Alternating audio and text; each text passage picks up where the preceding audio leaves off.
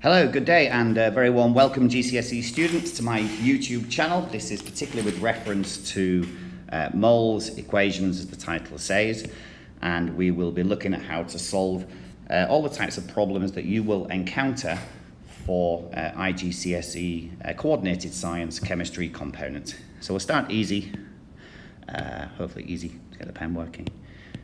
My name is Mr. Midgley, and welcome to my channel.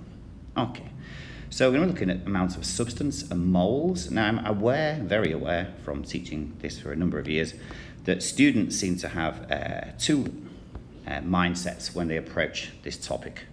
One, we shall spell P-A-N-I-C, and one we shall spell excitement, and the choice is yours, which one that you make. Okay, I'm hoping to take you from here to there, because you need to know that all mole problems are indeed surprisingly solvable. There is a solution to every mole problem, you just have to find it. Often the best advice I can give is just begin, just start. Okay, we'll worry about the equations in a minute, but let's get cracking. Amount of substance in the mole. So chemistry is just like cooking. For a reaction to work, you need to use the correct amounts. However, chemists, that's us and you, also need to know something about the numbers of atoms in a reaction. For example, they might need to know how many atoms are in 5 grams of carbon. Do you know how many atoms are in 5 grams of carbon? Well, to help us, we have our little fairy, Fluffy, multicoloured. Let's go for pink and another yellow. Moles, see, they are quite nice creatures and they are there to help us. Okay, in 5 grams of carbon, there are actually that many, and you're laughing, what is that number? That's a huge number because atoms are fantastically, exquisitely small. It's too long to write, so chemists use this thing called the mole. They named it after a fairy creature so you wouldn't be scared. And the number is 6.02 times 10 to the 23. This is also known as, and I'm trying to work on my handwriting this video, Avogadro's constant. Okay, the mole is a unit, just like the gram is a unit. Its symbol is mol. Mol, we can put an E on the end or not, we really don't care as long as it's got M, O and L in the word. And a mole is this, so let's use our sparkly purple pen. A mole is the amount of substance that contains the same number of particles as there are carbon atoms in 12 grams of carbon-12. That might seem completely arbitrary, and it is indeed completely arbitrary.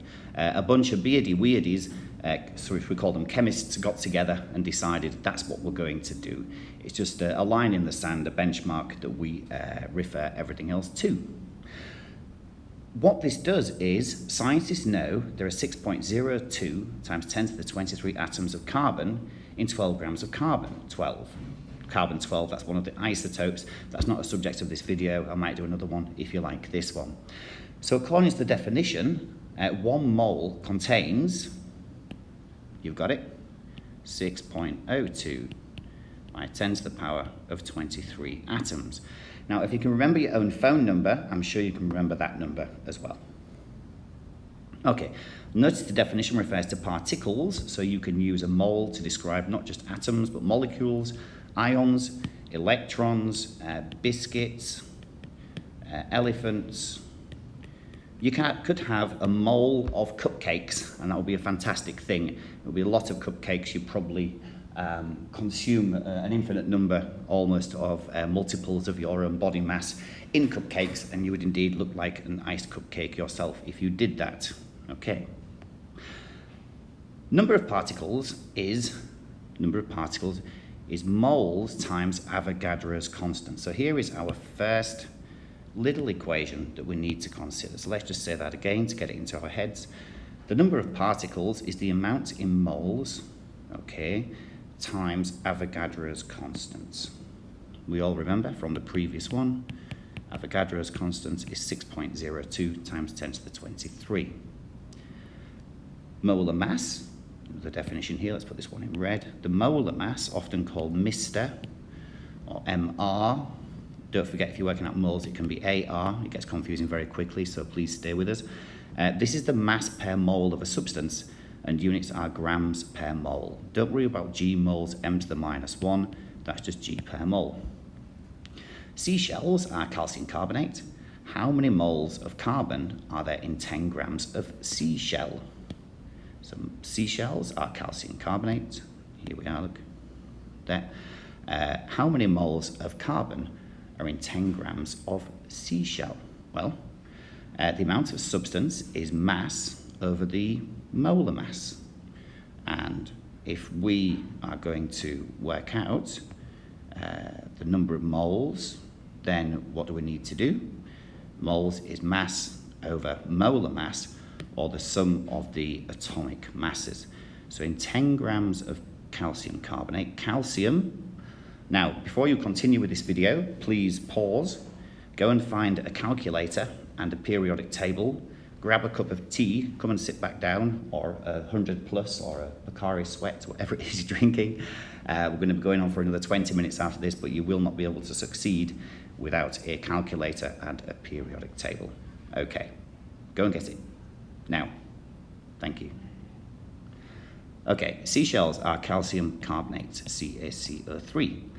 Calcium has an atomic mass of 40, carbon has an atomic mass of 12. Oxygen has an atomic mass of 16, but there are 3 of them, so I times it by 16. So 3 times 16, that equals 48. There's only one of those, that's 12. There's one of those, that's 40. 40 plus 12 plus 48 is 52, plus 48 is 100. That's nice. So 1 mole, always include what you're doing, 1 mole has a mass of 100 grams. Where did these come from? These came from your periodic table. Your new favorite website is ptable.com. Make sure you use the atomic mass, which is the big number, not the atomic number, which is a common mistake that students make.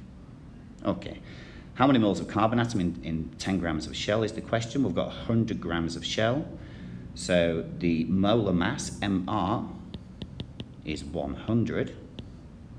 The mass is 10g, so it's 10 divided by 100, which is 0.1. And it wants to know how many moles there are. So it's going to be 0.1 times, well, the mass of 1 mole is 6.02 times 10 to the 23. So 0.1 of that is 6.02 by 10 to the power of 22. Easy, right? There is always a solution, if you look. So draw a mole triangle to represent the formula. So N is little m over big M. Chemists are not very helpful. The word is called moles, and little n is moles, and little m is mass in grams, and big M, sometimes Mr., is, well, some people say it's the molar mass, and that's absolutely fine. I don't have a problem with that, and I guess that's okay for iGCSE. But don't forget, if you just have an atom, it's going to be the atomic mass. So if you're looking at moles of helium, which exists as He, it's going to be the atomic mass rather than the molar mass. Okay. So we can use this triangle to work out the number of moles. So moles, that's going to be this one. So moles is mass over Mr. Mass is going to be moles times Mr. And molar mass, which is Mr., is going to be mass divided by moles. So that's basic transposition of formulae. Nobody expects you as a student to remember all of this. Okay, you're not going to remember each one individually, but you are expected to remember N is M over M, and if a triangle helps you, it helps you. Use it, knock yourself out. Okay. Some little easy questions to warm up. What is the mass of each of the following? Again, your periodic table, hopefully is next to you. Mine's in my head. That's how long I've been teaching it. Quite sad, but true. Don't forget the big number, okay? If this is an element, X, and there's the proton number, atomic number, and there's the atomic mass or the nucleon number. So some periodic tables swap them around. So don't ever remember it's the top number and that's the bottom number. And I always use the top one. Don't do that. That's just wrong. The big number is the atomic mass, so use the big number. If you're using a proper periodic table, it will have decimal places. So you want the number with decimal places. The proton number or the atomic number will never have decimal places. Never, ever, ever use the atomic number to work out moles. Does not work. It's wrong. Moving on. Okay. Sodium symbol is Na from natrium, the German. Look in this periodic table. 1 mole has a mass of, read it off, 23.0 G. I'm using the iGCSE periodic table, by the way. If you're using a more sophisticated one, it may well be 23.0 something or 22.9 something. I can't remember that much off the top of my head. Aluminium, the atomic mass of aluminium is 27, but I want 2 moles, so we times that by 2, so that's 54 G. Barium, or barium, this is what we do with all dead chemists, with barium, ha ha ha. We've got 0.1 moles, and the atomic mass is 137.3. So the mass of 0.1 moles of barium is 13.73 G. Or 13.7 G to 3 sig figs. Okay. Magnesium burns with a bright white flame. Every man, woman, child and beast knows about this element. 1 mole would have a mass of 24.3. Where is this number from? The periodic table. So a quarter of a mole, or 0.25 moles, would have a mass of 6.08 G. Just times them together. Right, I hope you found that fairly straightforward. Moving on, so now we've worked out the mass of each of the following elements. Now we're going to work out the mass of each of the following compounds. It's exactly the same thing, but all we need to do now is just add the atomic masses together. Okay, so sodium chloride, well, sodium is 23.0, chlorine is 35.5, so 1 mole of sodium chloride has a mass of 58.5 G. So the sodium is that one, and the chlorine is that one. Everybody happy? Cool. So 1 mole, oh, that's easy. That's the answer. 1 mole has a mass of 58.5 G. They're not all going to be that straightforward, but that's an authentic calculation to ask you to do at iGCSE level. So what did we do last time? We added the atomic masses together. Let's do that again. We've got carbon, which is 12. Oxygen is 16. There's 1 of those. There's 2 of those. Where did that come from? Well, there's 1 carbon, and there are 2 oxygen.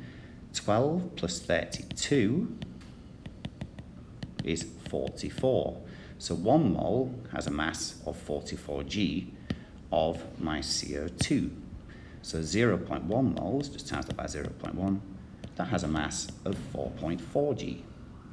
I bet you did that one in your head, right? 2 moles of sodium carbonate. So sodium is 23, just 23 times 2 plus 12 plus 3 times 16. So the 2 sodiums are here, the 1 carbon is there, the 3 oxygens are there. And if my mental maths is working this morning, 106.0 G. Okay, we have 2 moles of them, that's in the question. So times it by 2 is 212.0 grams. Let's lose that. Good. All good? Excellent. Right. H2SO4, 1 mole of H2SO4 is 2 times 1. That's for the hydrogen, plus 32 for the sulfur, plus 4 times 16 for the oxygen, which I make 98.1. So 4 times 16 is the 4 oxygen, 32 is the sulfur, and 2 times 1 are the 2 hydrogens. We've got 0.25 moles here, so if I times that by 0.25, I'll get the mass, which I make 24.5 G.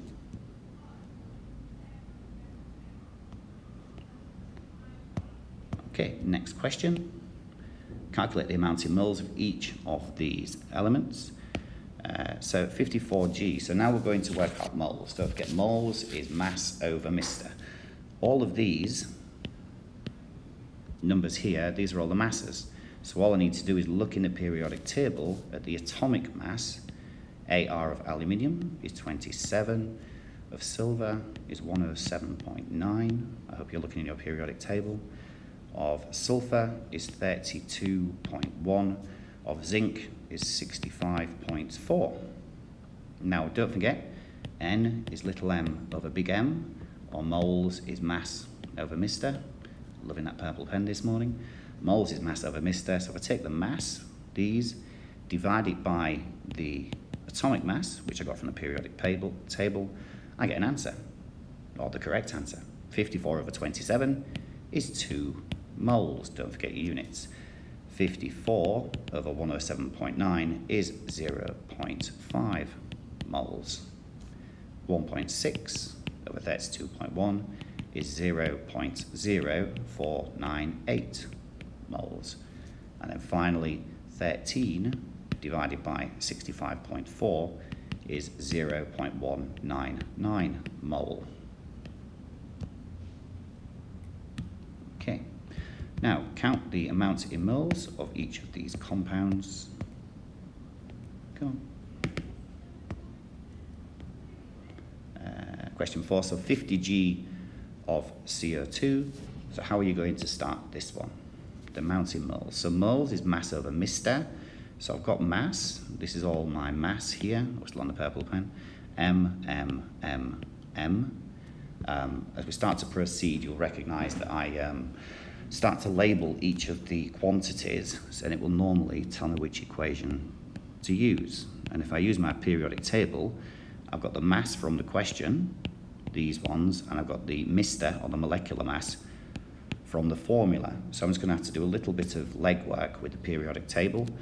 Calcium carbonate, calcium is 40, carbon is 12, oxygen is 16, there are 3 of them, so that equals 100.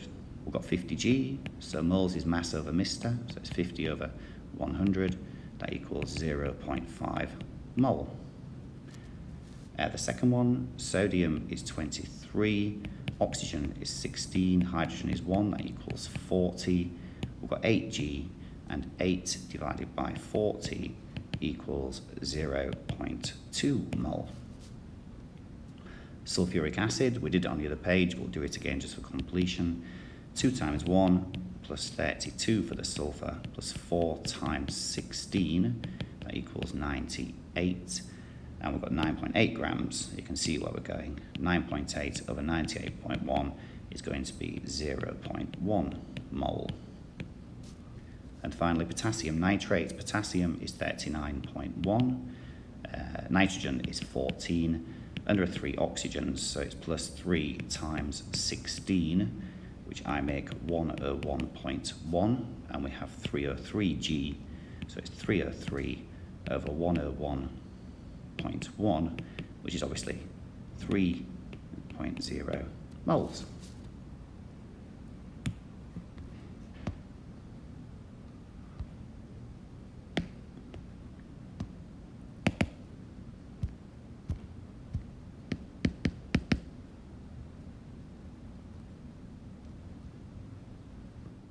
Okay, another sort of problem that it can ask you is how many particles are present in 3 moles of sulfur atoms. Students get confused with this because it's not mole, well it is moles, is it moles, is it not moles? It's the number of particles. We all know that 1 mole is Avogadro's constant. We did that on page 1, 6.02 times 10 to the 23. I'll probably also mention Jaffa cakes or cupcakes or something high in saturated fat and sucrose. That again is irrelevant to this problem because it's asking 3 moles of sulfur atoms. Well, if 1 mole is 6.02 times 10 to the 23, then 3 moles must be 3 lots of 6.02 times 10 to the 23.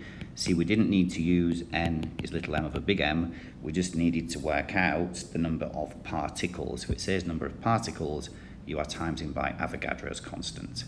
Plug that into your calculator, or do that in your head. 1.81 times 10 to the 24 sulfur atoms. Do the same with the magnesium, 2.4 magnesium atoms. You don't need the atomic mass of magnesium, we all know it's 12. 2.4, again its number of particles, so times 6.02 times 10 to the 23 is 1.44 times 10 to the 24. Same with the chlorine, it's going to be half a mole of chlorine. It doesn't matter that you know it's Cl2, it doesn't matter that you know the atomic mass is 71. It's going to be 0.5 times 6. I was talking and writing at the same time. 0.5 times 6.02 times 10 to the 23. You got it? Yeah, 3.01 by 10 to the 23.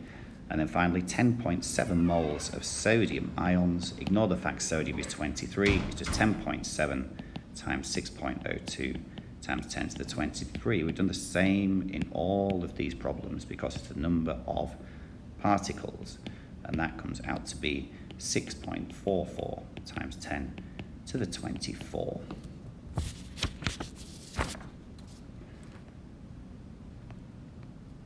Okay, so types of formula we can have empirical formula. Empirical formula are the simplest whole number ratio. You need to learn that definition.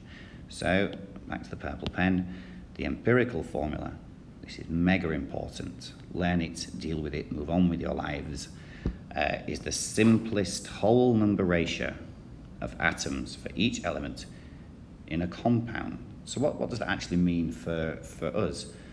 Well, if the formula here for butane is C4H10, here we are, the simplest ratio, is that going to be C2H5?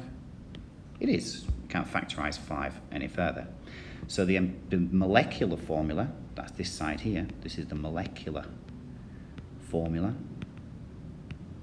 It's how it actually exists, if you like. The empirical formula is the simplest ratio. Why do we care? Why do we do this? Because it's on the syllabus. You need to work out the empirical formula, and once you know the empirical formula, you can then work out the actual molecular formula from that. Hydrogen peroxide is H2O2, simplest ratio. It's just ho, it's the Santa formula. And CO2, I can't factorize that any further. It's already CO2. So that's fairly trivial. Not going to cause you any great problems on that one.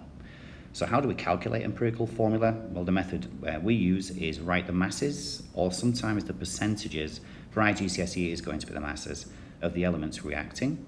That's part 1, this one. Convert the masses into moles, we can do that. Moles is mass over mister. Simplify the ratio by dividing by the smallest number. For iGCSE, this will be quite trivial, it will be simple. Don't worry, again, as I said at the beginning, we are not trying to instill this one, we're trying to instill this one, and this one is happy and palms a bit sweaty, getting excited, and this one's palms a bit sweaty, not particularly pleasant and not overly excited. So let's go for this. Right, done. Come on, iPad. So here's an example. We've got ammonia. It says work out the empirical formula of ammonia. We're here. Formed by 2.8 G of nitrogen reacting with 0.6 G of hydrogen. Just for interest and for completion, nitrogen, this is in the equilibrium part of your syllabus, and you also need to know the Haber process. Anyway, we're not doing that in this video, we're completely concentrating on the moles. It gives me 2.8 in the question, so it's 2.8 G. So I set out, I've got my nitrogen and my hydrogen as the two things which are in ammonia, which is the question. Everybody happy? Nitrogen, hydrogen. Good. The information in the question I then put underneath the elements that refers to. So in this case, there's 2.8 G of nitrogen, that's here, and there's 0.6 G of hydrogen, which is here. Now we need moles is mass over mister. This is the mass. The mister of, or the atomic mass of nitrogen is 14. The atomic mass of hydrogen is 1. So we divide the mass that we're given by the atomic mass, the mass that we're given by the atomic mass, and we get the moles reacting. So it's 0.2 moles of nitrogen, 0.6 moles of hydrogen. Everybody's looking now going, well, that's 2 to 6, so that's the same as 1 to 3.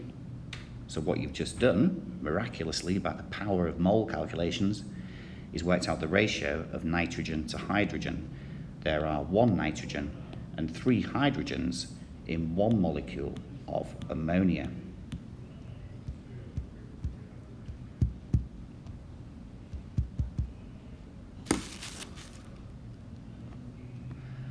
And number 2, 6.2 G of phosphorus reacts with 8 G of oxygen.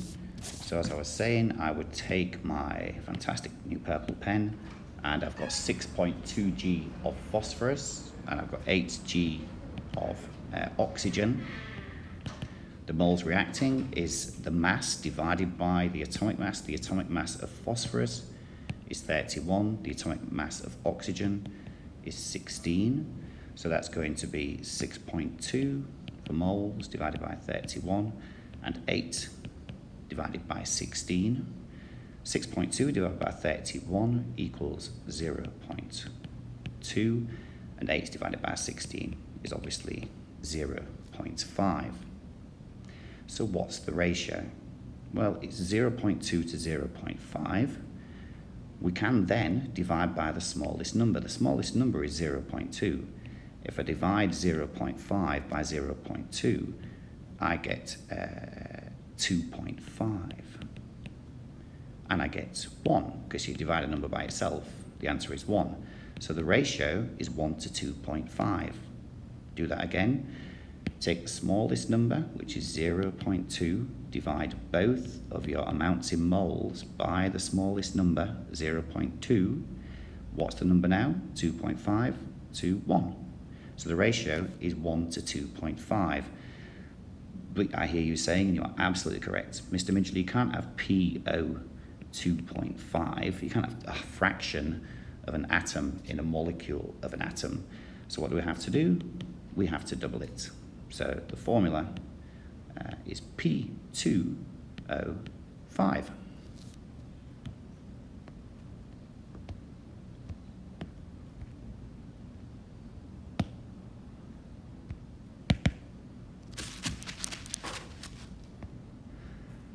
Question 3, this is to do with iron and sulfur making iron sulfide.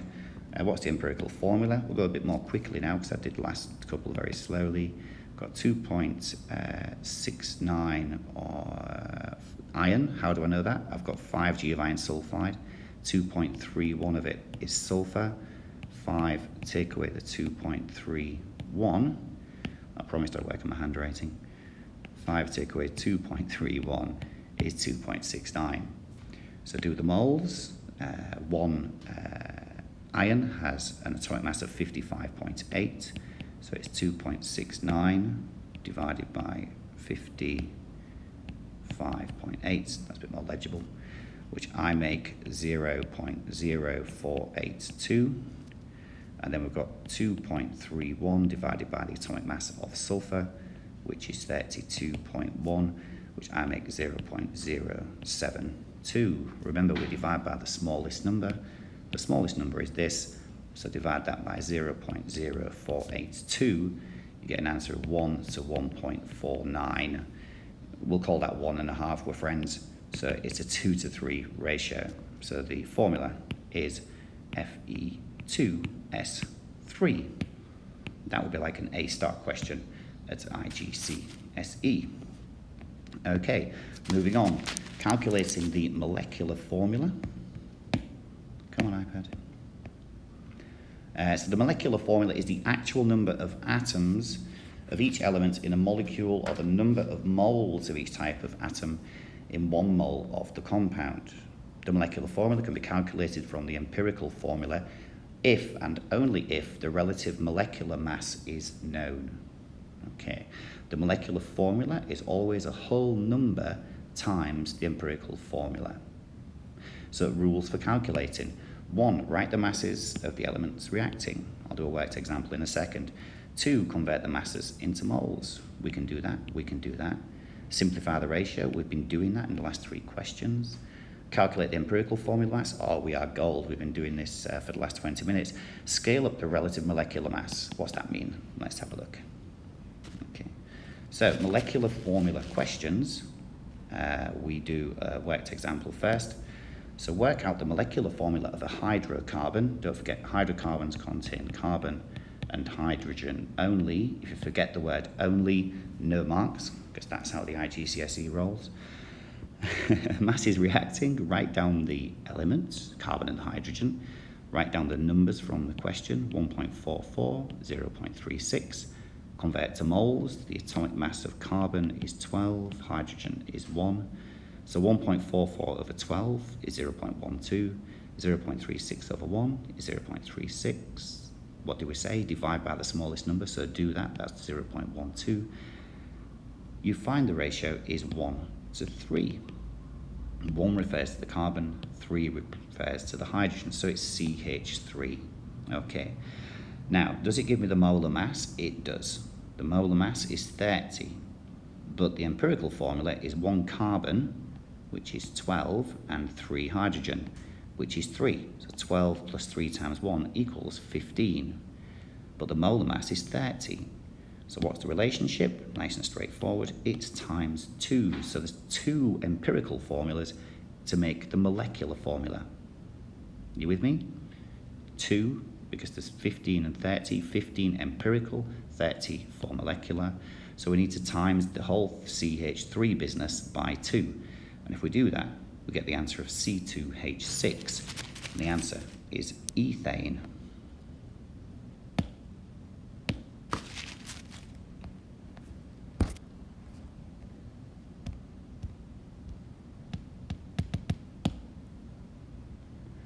Okay, when sulfur reacts with chlorine, the compound contains